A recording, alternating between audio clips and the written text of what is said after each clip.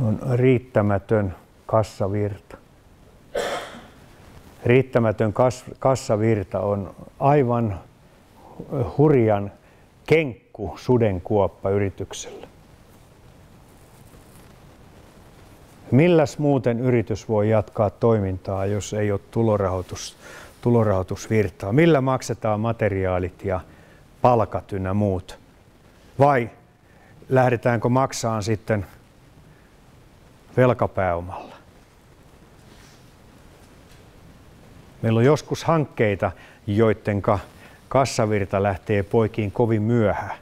Vaikkapa joku telakkateollisuus, voin taata sen, että alihankkijoilla niillä on tosi tiukka tilanne kassavirran kanssa, koska rahat tulee päämieheltä tosi myöhään. Ne voi tulla vuoden päästä, 10 kuukauden päästä. Ja siihen asti on kaikki palikat jotain laivaa varten jouduttu itse rahoittaa.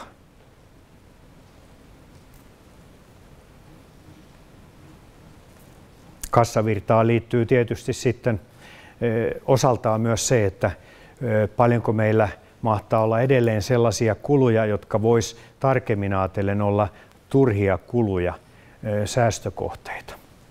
Niitä säästökohteita kai on naarattu nyt lähivuosina.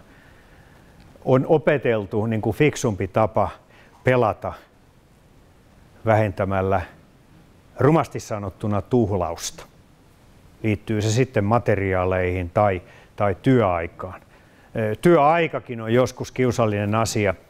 Tässä jokin aika sitten olin ison maalausliikkeen kanssa. Siellä oli ihan fakta se, että vuositasolla tuhraantuu vajaa 200 000 euroa tekemättömän työn takia. Eli työtunnit, maalareiden työtunnit päivässä jää paljon alle sen, mitä maalari on luvannut talolle. Se on aika kova hävikki. Vajaa 200 000.